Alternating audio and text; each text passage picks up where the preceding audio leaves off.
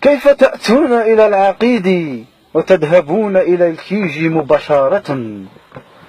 هذا الكيج لماذا لا تنعلون الشيطان يا بنات بلادي؟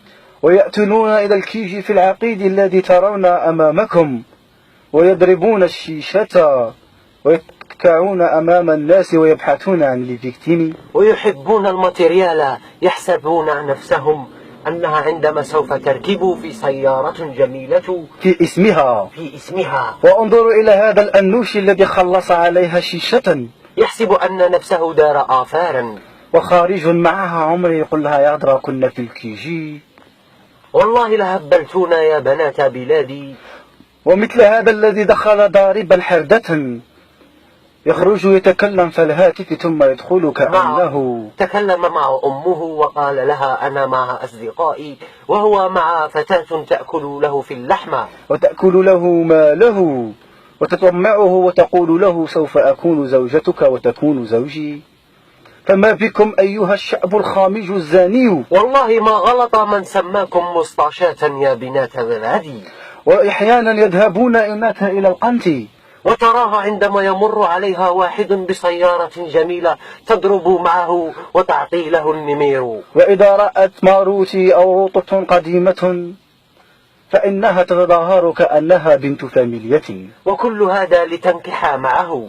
ويأخذها إلى الأوتيل ثم يخسر لها الفيرجينيتي ويقول لها سامحيني أنا لك سوف أتزوج، وأنا إن لم أتزوجك سوف أخيط، أخذك إلى الجينيكولوج ويخيطك وتصبحين عزبة كما كنت، ولن يكذب شيئا الذي سوف يتزوجك من بعدي. فلماذا لا تنعلون الشيطان يا بنات بلادي؟ وعندما يرون الناس هكذا فهم كذلك يكون لهم الكوراج. فنحن في هذا الوقت لا تصلح امرأة للزواج، كلهم باصون، كلهم زانيات مخرودات عاهرات بائعات للهوى سكيمي.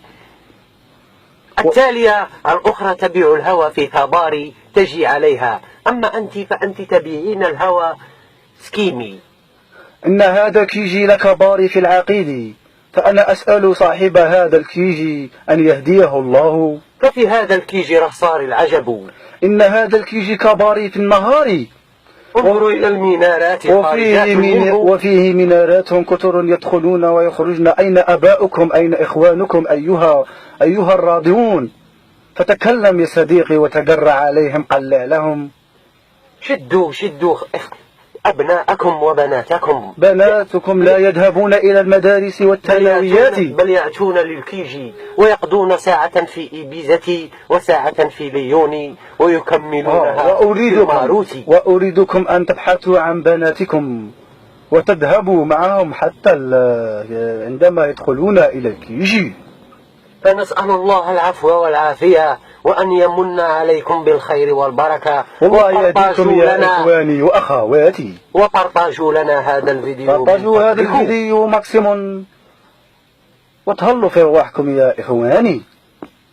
وأتمنى أن صاحب الكيجي يغلق هذا الصالون، إنه فتنة كبيرة وإثمها كله عليه وصاري فيه العجب. فطرقوا وإلى اللقاء يا أصدقائي.